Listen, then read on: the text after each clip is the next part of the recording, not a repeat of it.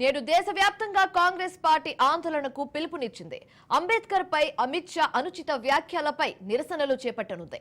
నేడు Hyderabad tank bund Ambedkar విగ్రహం వద్ద టీపీసీసీ ఆధ్వర్యంలో భారీ నిరసన ప్రదర్శన నిర్వహించబోతున్నారు.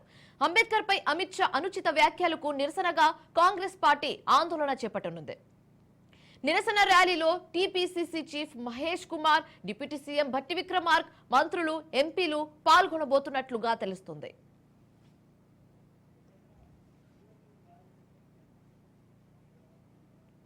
రైట్, ఇక ఇదే అంశానికి సంబంధించి తాజా సమాచారం మా బ్యూరో చీఫ్ రాజిరెడ్డి ఫోన్ ద్వారా అందిస్తారు. రాజిరెడ్డి, చెప్పండి.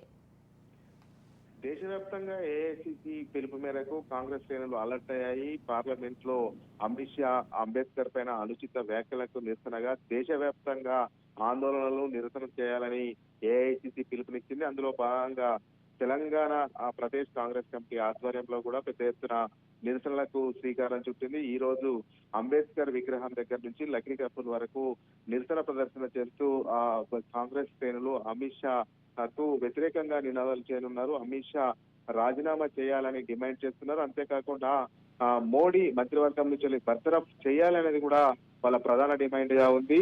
అదే విధంగా అమిత్ షా క్షమాపణ చెప్పాలి. అప్పటి వరకు ఈ ఆందోళనను కంటిన్యూ చేస్తూనే ఉంటాము. రాజ్యాంగ నిర్మాత రాజ్యాంగాన్ని పరిరక్షించే బాధ్యతను తీసుకోవాల్సినటువంటి అంబేద్కర్ పైన ఇలాంటి అనుచిత వ్యాఖ్యలు చేయడం ఏంటి అనేది కూడా ఆందోళనను ఉధృతం చేయడానికి కాంగ్రెస్ శ్రీకారం చుట్టింది. భారత రాజ్యాంగ నిర్మాతనే ఈ రకంగా అవమానపరిచే విధంగా వ్యాఖ్యలు చేయడం ఏంటి? మొదటి నుంచి సంకుచిత స్వభావం బీజేపీకి ఉంది, అమిత్ షాకు ఉంది. అందులో భాగంగానే ఇలాంటి కామెంట్స్ చేశారు. పార్లమెంట్ సాక్షిగా ఇలాంటి కామెంట్స్ చేయడం ఏంటి అనేది కూడా కాంగ్రెస్ ఫైర్ అవుతుంది. చట్టసభల్లోకి అమిత్ షా అడుగు పెట్టిందంటే ఈ రోజు భారత రాజ్యాంగం రాసిన నిర్మాత అయినటువంటి అంబేద్కర్ వల్లే పార్లమెంట్ లోకి అడుగు పెట్టాడు.